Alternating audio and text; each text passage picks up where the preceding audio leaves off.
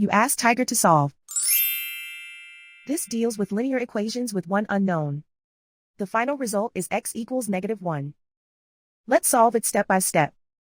Group all x terms on the left side of the equation. Subtract 32x from both sides.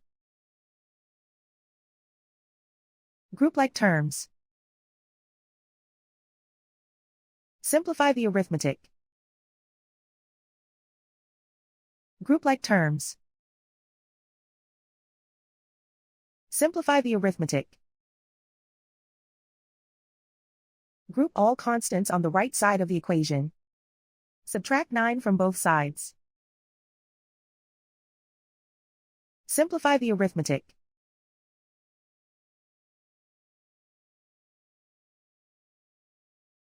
Isolate the x. Divide both sides by -15. Cancel out the negatives. Simplify the fraction. Move the negative sign from the denominator to the numerator. Simplify the fraction. And so the final result is x equals -1.